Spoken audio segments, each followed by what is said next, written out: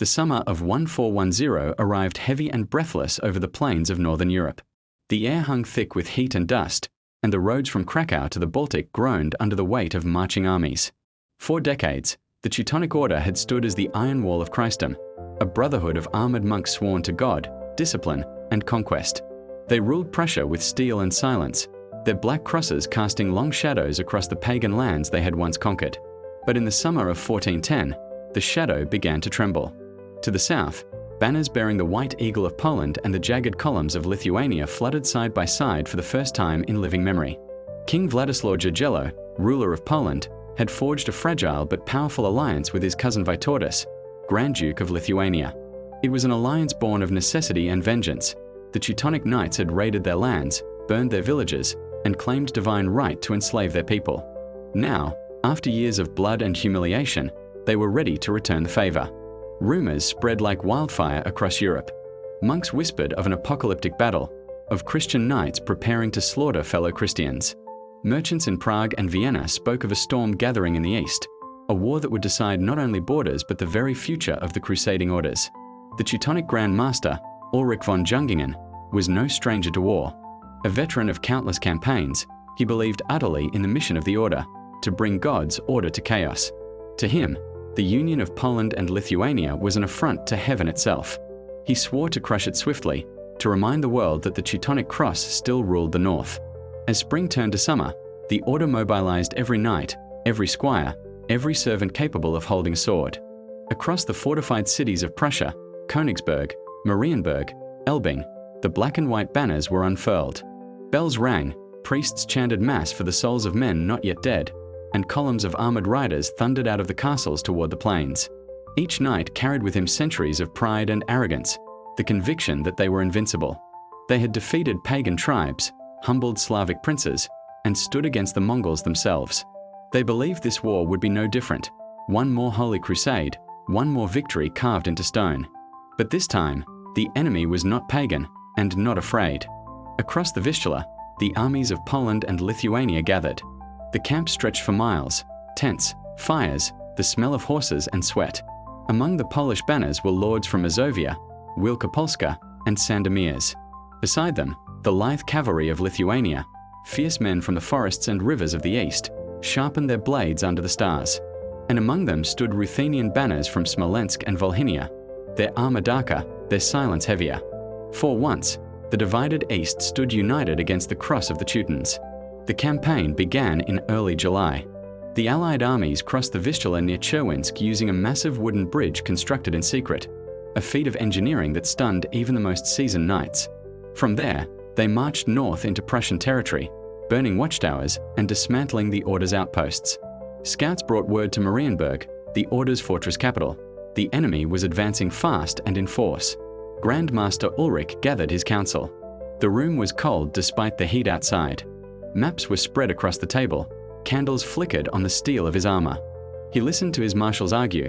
Some demanded a defensive stance near their castles.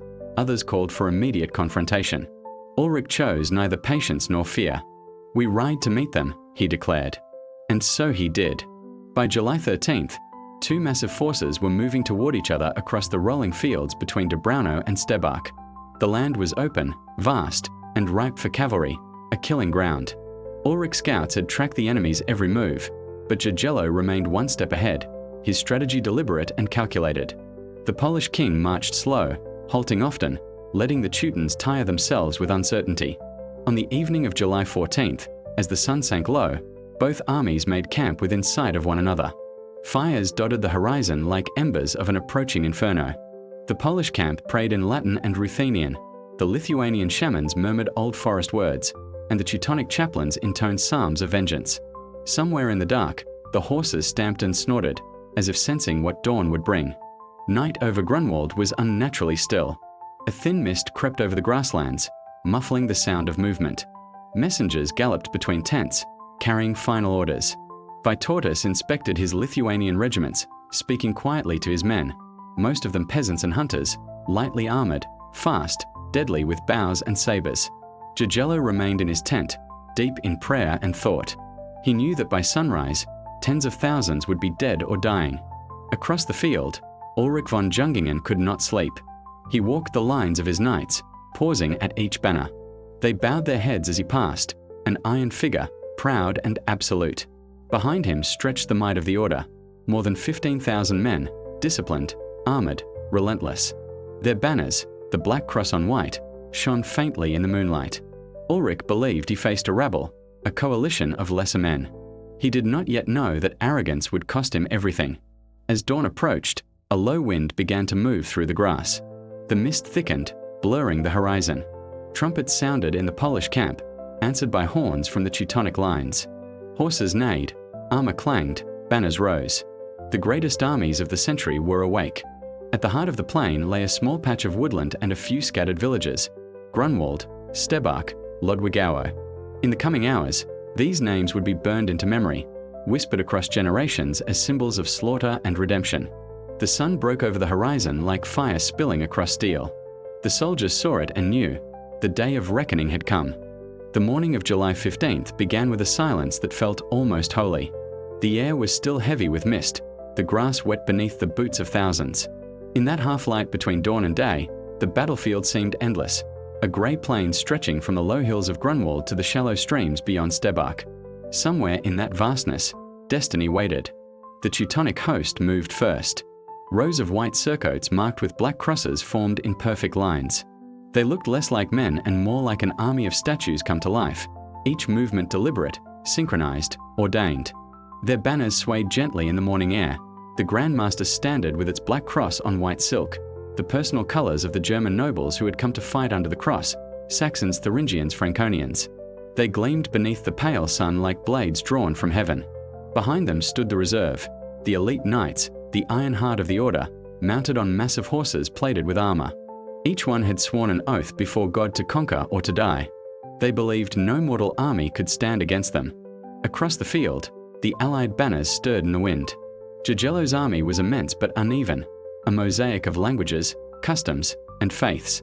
The red and white banners of Poland anchored the left flank, while Vytautas commanded the right, a restless sea of Lithuanian, Tatar, and Ruthenian cavalry. Between them, the standards of Smolensk fluttered defiantly. These men had ridden from far beyond the Dnieper, hardened by endless wars. They would prove to be the unbreakable spine of the eastern flank. The sun climbed higher, burning away the mist. Both armies could now see each other clearly. For a long moment, neither side moved. Tens of thousands stood in silence, separated only by a few hundred paces of open ground. The tension was unbearable, like the world itself holding its breath. Jagiello, high on a hill with his staff, observed everything with careful calm. He was a man of patience and calculation, more strategist than warrior. Below him, Vytautas rode along his front lines, rallying his men. His voice carried over the ranks, steady and fierce. The Lithuanian duke's armor gleamed gold in the sunlight, his horse restless, his eyes sharp. He knew that his flank, the lighter, more mobile one, would bear the brunt of the first assault.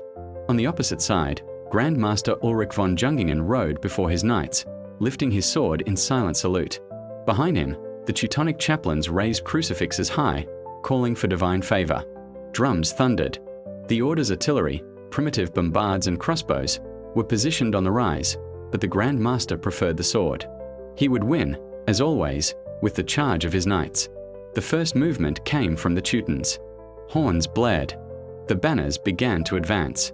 Slowly at first, then faster, the heavy cavalry of the Order descended the slope like a white avalanche. The ground trembled beneath thousands of hooves. Shields locked, lances lowered. The world turned into thunder. Vytautas shouted the order to his right flank. The Lithuanian cavalry surged forward to meet the charge, their speed unmatched.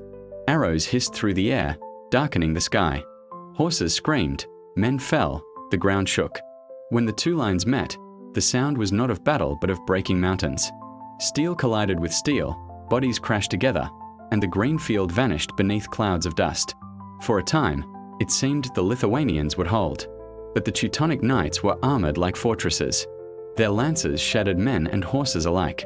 Under the crushing weight, the Lithuanian line began to bend, then break. Panic rippled through the ranks. The right flank started to fall back, not in retreat, but in chaos. Some units turned and fled toward the forest. The Teutons roared in triumph, believing victory had come swiftly, as it always had. From his vantage point, Ulrich saw the Lithuanian rout and gave the signal for pursuit.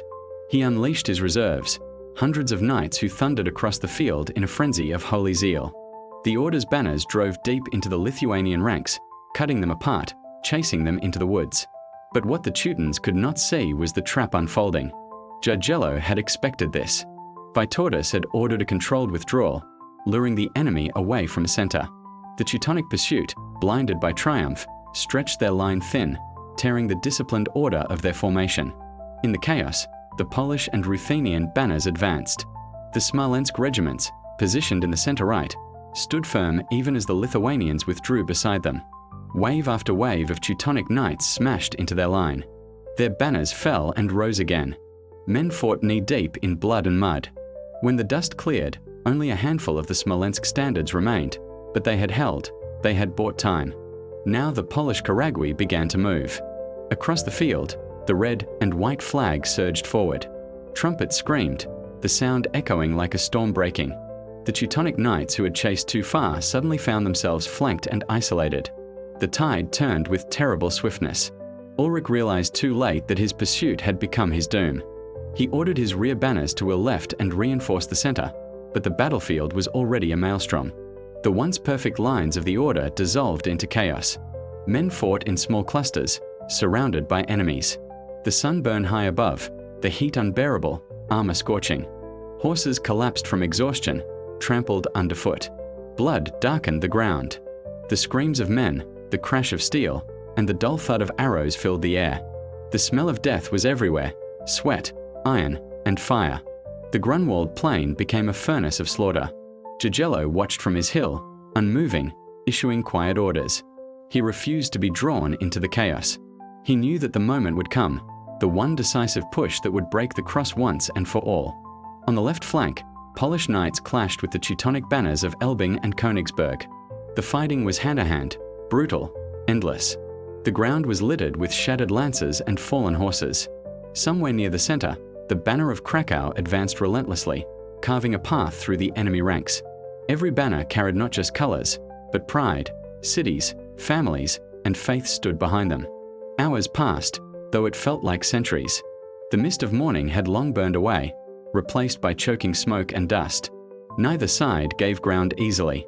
It was no longer a battle between armies but between wills, faith against fury, pride against patience.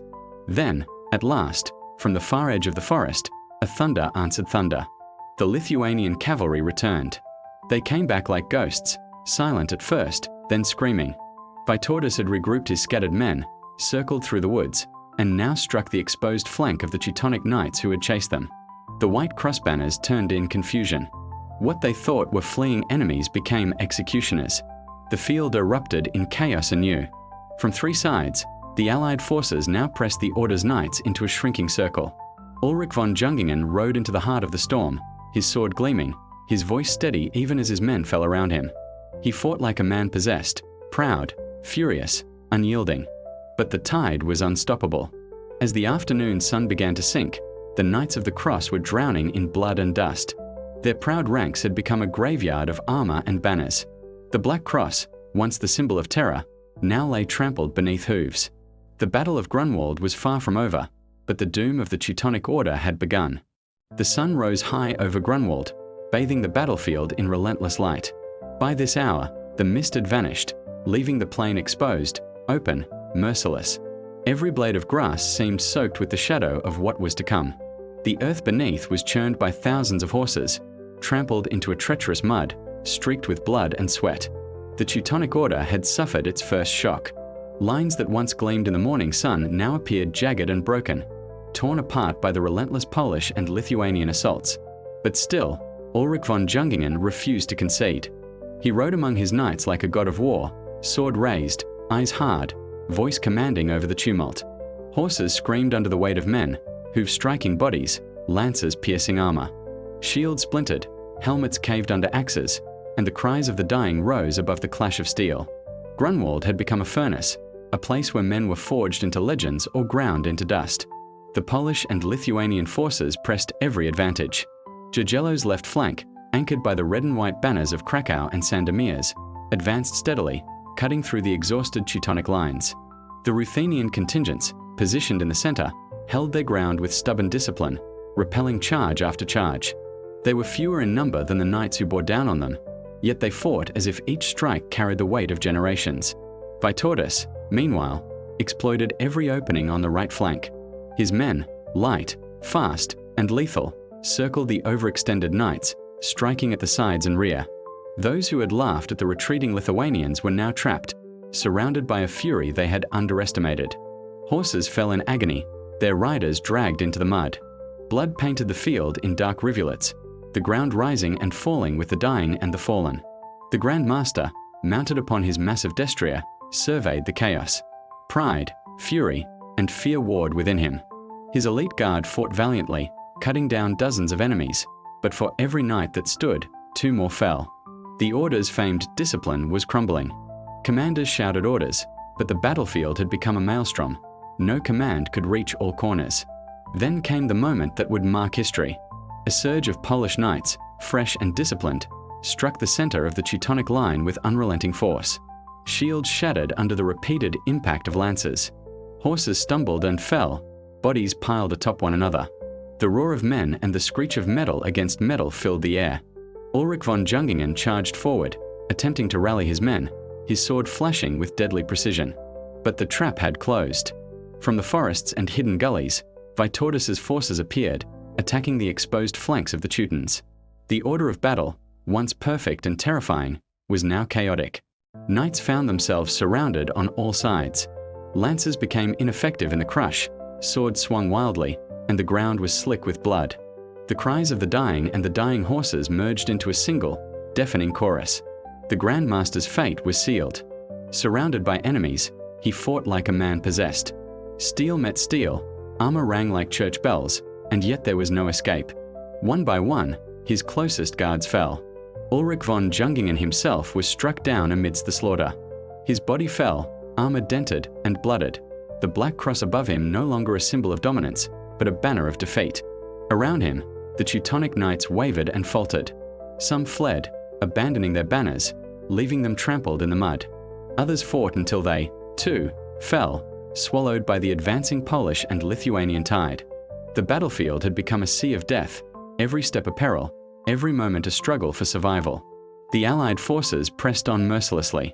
The Polish Karagwy advanced steadily, cutting through the remnants of the Teutonic center. The Lithuanian cavalry harried the retreating flanks, striking with the precision of hunters. The Ruthenians, though blooded and battered, held firm, preventing any orderly retreat. By midday, the field of Grunwald was unrecognizable. What had begun as 2 mighty armies arrayed in perfect order was now a tangle of bodies, banners, and broken war machines. Horses lay dead in grotesque positions, their riders sprawled beneath them. Shields were dented and shattered, spears snapped, and swords stained with the lifeblood of men and beasts alike. The smoke of burning villages and destroyed outposts drifted across the plain. Fires ignited by scorched earth tactics consumed the fringes of the battlefield. Survivors, whether fleeing or regrouping, became casualties of chaos, falling victim to the relentless advance of the Allies or the uncontrolled panics that swept through scattered Teutonic units. Some knights fought to the last, their armor offering little protection against the sheer numbers of their attackers. Others surrendered, only to be cut down by marauding soldiers. The mercy that had once existed between Christian armies was gone. Here, at Grunwald, there was no quarter. There was only the crush of steel, the scream of the dying, and the inexorable advance of history. At the edges of the battlefield, the peasants who had been pressed into service as archers or auxiliary infantry watched in horror. They had never seen such carnage. Some vomited from the stench of blood and death. Others, gripped by a strange, fearful awe, continued to fight, knowing retreat was impossible. By late afternoon, the center of the Teutonic army had been shattered completely. The banners of the Order, once proud and imposing, lay in the mud, soaked with blood and torn by countless swords. The field itself seemed to weep under the weight of the slaughter. Ulrich von Jungingen's death marked the symbolic end of the Teutonic dominance that had terrorized the region for decades. The Polish and Lithuanian forces, though exhausted, were relentless. They pressed the advantage, preventing any recovery, driving the remnants of the Teutonic knights toward the forests and roads leading back to Marienburg. Every attempt at order was met with the organized fury of an army determined to end a centuries-long threat. By the time the sun dipped toward the horizon, Grunwald had been transformed completely. The plain was a sea of bodies, the ground churned into mud by hooves and blood. Smoke from burning outposts drifted across the scene, mingling with the cries of survivors. The battlefield had become a testament, a brutal, terrifying monument to strategy, discipline, courage, and folly. The Teutonic Order had suffered a crushing defeat. Its Grand Master dead, its proud banners destroyed, and its forces scattered, the Order would never again wield the same unchallenged power. The victory at Grunwald would echo across Europe, a warning to all who underestimated the alliance of Poland, Lithuania, and Ruthenia. And yet, amidst the carnage, the survivors of both sides tended to the wounded, collected the dead, and counted the cost. The field of Grunwald was a graveyard, but also a testament to endurance, planning, and the inexorable tide of history. The morning of blood had passed, leaving a scar upon the land that would never fade. The sun now blazed mercilessly over Grunwald, scorching the blood-soaked plain. By mid-morning, the battlefield had become a cauldron of fury, a place where strategy clashed with instinct and discipline battled desperation. The remnants of the Teutonic Order, though shattered and bleeding, formed desperate pockets of resistance, while the Polish-Lithuanian alliance pressed relentlessly, unwilling to give their enemies a moment's respite. The ground was littered with bodies. Horses, armored and unarmored, lay sprawled, their legs broken, eyes staring into nothingness. Men, knights and foot soldiers alike, were tangled in a grotesque dance of death, some still gripping their swords, others writhing in the mud, gasping for breath or screaming in agony. The smell of blood and sweat hung thick, choking, impossible to ignore. Jagello rode along the center of his lines, his face calm, his presence commanding. Despite the chaos, he maintained a clear vision. He had not come to merely repel the Teutons. He had come to destroy their army, to shatter their power forever. Around him, the Polish cavalry advanced with disciplined precision, striking with lances, swords, and axes. Their shields interlocked, forming walls of steel, and their horses thundered forward, carrying death into the heart of the enemy. Vytautas, commanding the right flank, maneuvered with deadly intelligence. His Lithuanian cavalry, lighter and more agile than the heavily armored knights, struck like lightning. They circled, feinted, and attacked exposed flanks. Every Teutonic advance that seemed to gain ground was met with swift counterattacks from the Lithuanians. Horse and rider, blade and shield, clashed again and again in a relentless rhythm of destruction. The elite Teutonic knights, despite dwindling numbers, fought with the ferocity of cornered predators. They formed tight groups, each a bastion of armor and lance, and pushed forward with incredible force. Yet, the battlefield was no longer under their control. They were surrounded, outnumbered, and increasingly disoriented by the flood of allied forces. The Polish and Ruthenian infantry, armed with axes and spears, struck at their legs, breaking the momentum of their charges. Horses fell, taking knights with them, and the tide began to turn irreversibly. The center of the battlefield became a living storm. Ulrich von Jungingen, though dead, had left a vacuum that none could fill. His captains tried to maintain order, but the chains of command had been severed. Knights fought desperately, isolated, and disoriented. Banners fell into the mud, trampled underfoot. Every clash of steel, every scream, every charge, was amplified by the chaos echoing across the plain. In the north, the Smolensk regiments held firm. Despite suffering grievous losses in the previous hours, they repelled repeated attacks by Teutonic knights. Each engagement was bloody and brutal. Axes shattered shields, swords cleaved armor, and spears pinned men to the ground. The Smolensk soldiers, though heavily outnumbered, fought with unwavering discipline, giving their comrades the critical time needed to reorganize. The left flank saw the Polish cavalry advancing steadily. Jagello's orders were precise: hold the formation, maintain pressure, and strike decisively at weak points. The Teutons, stretched thin from the earlier chaos and relentless assaults, could not respond effectively. The Polish forces tore into the enemy lines, cutting through isolated pockets of resistance with ruthless efficiency. Every fallen knight, every shattered banner, signaled a shift in momentum, a shift toward inevitable defeat for the Order. Amid the chaos, moments of heroism and tragedy unfolded simultaneously. A lone Polish knight, separated from his unit, charged into a cluster of Teutonic knights, cutting down foes despite being outnumbered. On the opposite side, a Lithuanian rider, pierced by multiple spears, managed to unhorse an enemy captain before collapsing into the mud. These individual acts, heroic and tragic, were magnified by the sheer scale of slaughter surrounding them. The heart of the Teutonic force, once formidable, was now disintegrating. Knights fought not as part of a coordinated army, but as isolated men resisting the inevitable. Lances shattered against shields, swords rang against armor, and the air was thick with dust, sweat, and the coppery tang of blood.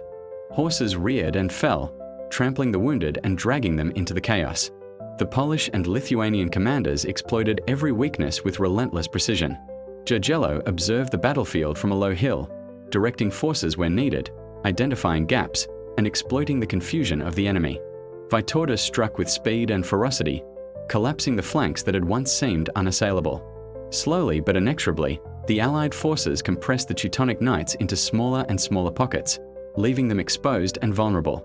By late afternoon, the Order's once mighty army was in disarray.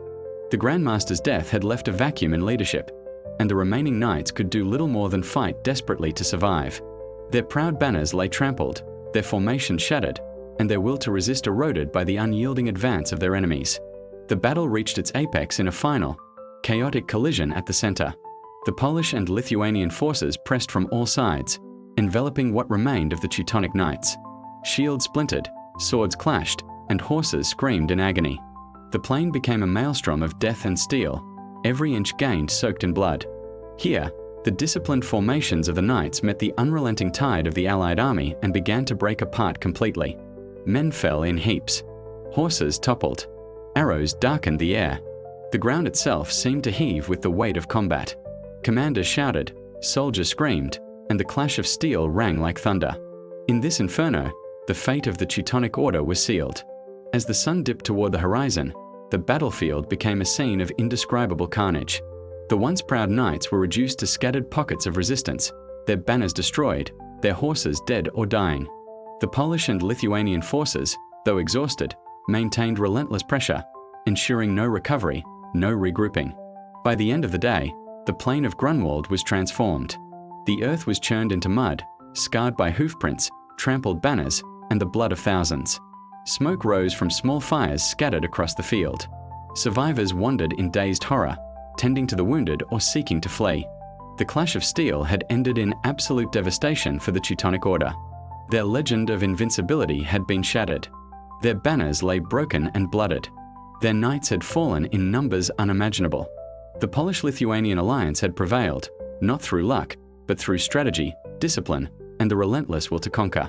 Grunwald would forever remain a symbol of the collapse of a once mighty force and the triumph of unity, courage, and calculated determination. The echoes of this clash would resonate across Europe for decades, a reminder of the power of alliances and the fragility of even the most disciplined armies in the face of overwhelming resolve. By late afternoon, the battlefield of Grunwald was a scene of utter devastation. The once immaculate formations of the Teutonic Order were shattered, their proud banners torn and soaked in blood. The ground, churned by horses and men alike, had become a morass of mud, sweat, and death. Every step was perilous, every movement a struggle against exhaustion and carnage.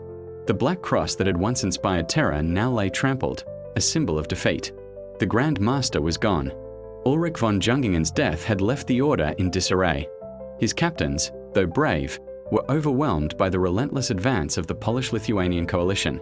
Commands were shouted and lost in the roar of the battlefield.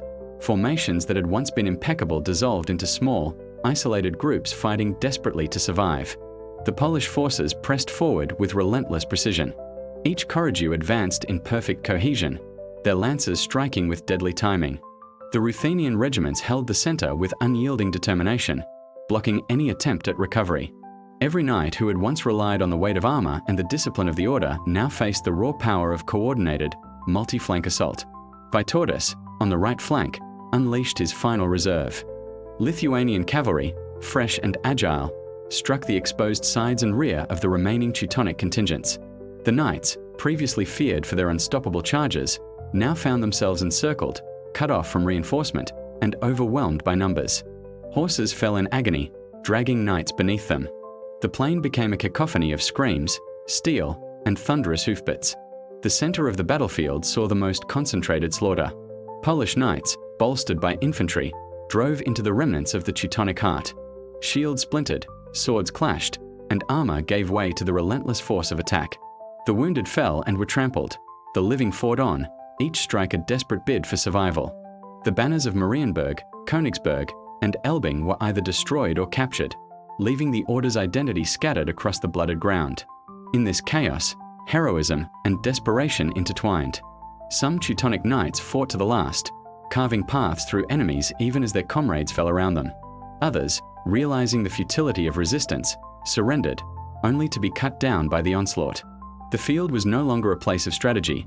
It had become a crucible of survival, where only the swift, the lucky, or the ruthless could endure. The Allied commanders maintained strict control. Jagello directed his forces with an unflinching eye, deploying units to exploit weaknesses, reinforcing lines where the enemy clung stubbornly to life. Vytautas orchestrated strikes from multiple angles, ensuring the Teutons could not regroup. Every movement was precise, calculated, and devastatingly effective. By late afternoon, the collapse of the Teutonic army was complete. What had been the pride of Christendom, an army disciplined, elite, and feared across Europe, was reduced to scattered pockets of resistance. The Black Cross no longer signaled power.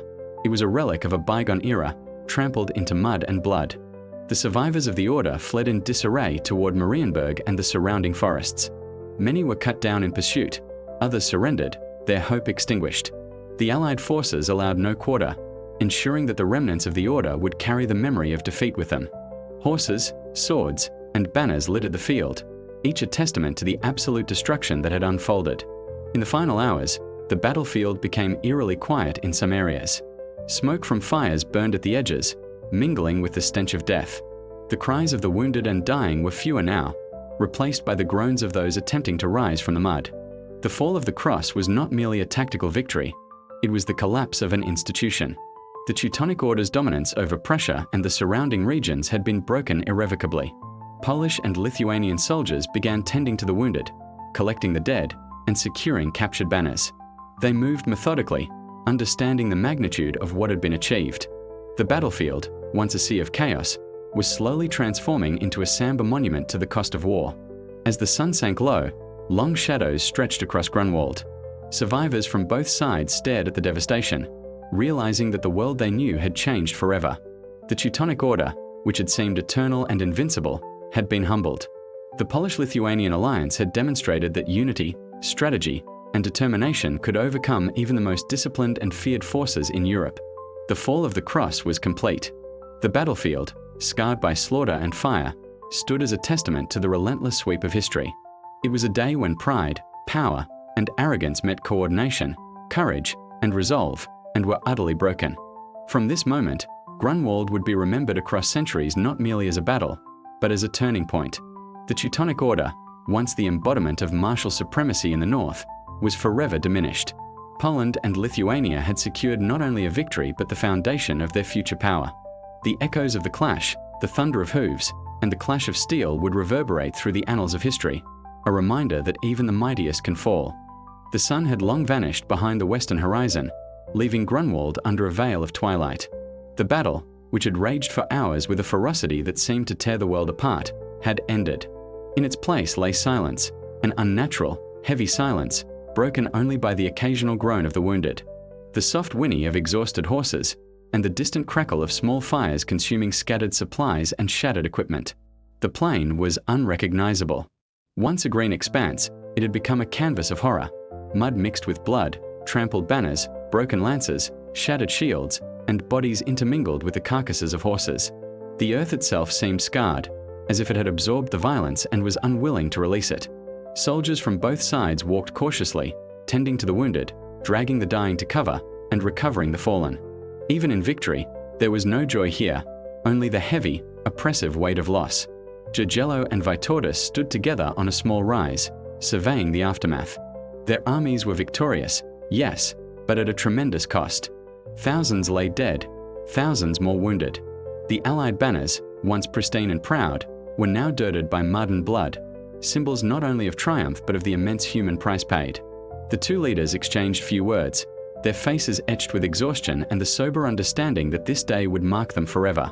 The Teutonic Order's remnants fled in disarray toward the forests and the roads leading back to Marienburg. Few would survive to recount the day's events.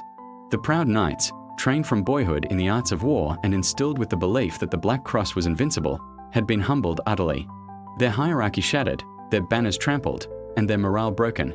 They carried with them the bitter knowledge that their dominance in the north had been decisively ended. On the field, bodies were everywhere. Men, stripped of armor and death, lay tangled in each other, some locked in final, desperate struggles that had frozen in time. Horses, some still alive but wounded, huddled near fallen riders, their eyes wide and frantic. The once ordered lines of the Teutonic Knights were unrecognizable. Pockets of resistance had dissolved into chaos, leaving only fragments of what had been a disciplined, terrifying force. The surviving Polish and Lithuanian soldiers moved carefully among the dead and dying. They administered aid where possible, but there was no time to mourn individually. Every step required caution. The battlefield remained treacherous, and even small skirmishes could erupt among stragglers. Yet, there was an unmistakable sense of triumph. The Black Cross had fallen, and with it, the aura of invincibility that had surrounded the Teutonic Order for centuries. Stories would later speak of acts of heroism amid the carnage. A Polish knight saving a comrade trapped under a fallen horse, a Lithuanian cavalryman cutting through encircling enemies to rescue a wounded friend, Ruthenian spearmen holding their ground against overwhelming odds, each tale a testament to courage, resilience, and the human spirit even in the midst of overwhelming death. Yet for every act of heroism, there were countless moments of horror and tragedy. Young squires dragged into the mud, peasants pressed into service and slaughtered without mercy, and commanders who fell their dreams and strategies extinguished in the chaos. As night deepened, the survivors began the grim task of counting losses. Estimates were staggering. The Teutonic Order had lost a majority of its fighting force. The rest were scattered, demoralized, and retreating. The Polish-Lithuanian alliance, though victorious, had suffered heavily as well. The plain of Grunwald was a testament to the cost of war, a scar on the land that would remain visible for generations. Yet even in the silence, there was a profound sense of change. The balance of power in Eastern Europe had shifted irrevocably. The Teutonic Order's dominance was broken. Poland and Lithuania had proven their military might and the effectiveness of their alliance. Villages and towns across the region would feel the echoes of this victory, emboldened by the knowledge that the once feared Knights of the Cross could be defeated. The night was punctuated by small fires across the battlefield, remnants of encampments, burning supplies, and scattered siege equipment. Soldiers huddled around them, seeking warmth and a momentary respite from the horrors they had witnessed. Conversations were hushed, often in whispered tones, as men tried to comprehend the scale of what they had survived. The field of Grunwald was silent, yet it was alive with memory, a memory that would haunt the survivors for the rest of their lives. In the days following, the battlefield would be cleared. Bodies were buried where they fell, banners recovered and preserved where possible, and the wounded transported to nearby settlements for treatment. The stories of Grunwald would travel far beyond the borders of Poland and Lithuania, reaching the courts and cities of Europe. Chroniclers would recount the heroism, the strategy, and the devastation. For centuries, Grunwald would remain a symbol, a reminder of courage, unity, and the relentless consequences of war. The silent field bore witness not only to death but to endurance. Survivors returned to their homes, carrying tales of bravery and horror. Knights who had faced overwhelming odds brought back lessons in humility and respect for the combined might of allies. The Teutonic Order, though not obliterated entirely, would never again wield the unchallenged power it had once commanded. Its glory, black and shining in the morning sun, had been extinguished on the plains of Grunwald. By the first light of the following day, the battlefield lay still. The fires had burned low, smoke curling into the morning sky. Horses stirred, wounded men groaned, and the few remaining Teutonic knights disappeared into the distance, shadows among the forests. The silence was profound, almost sacred, a silence born of finality, of the reckoning that had been delivered. Grunwald had changed history. The echoes of the battle would resonate far beyond the field itself. The Black Cross of the Teutonic Order, once a symbol of terror and dominance, had fallen. Poland and Lithuania emerged victorious, their unity proven, their strength affirmed. And as the first morning sun touched the blooded plains, it illuminated not just the devastation, but the courage, determination, and resilience that had turned the tide. Grunwald would live forever in memory, a testament to the horrors of war, the price of victory, and the unyielding march of history. The silent field, scarred and solemn, spoke louder than any trumpet or banner ever could. Here, the mighty had fallen, and the world had changed.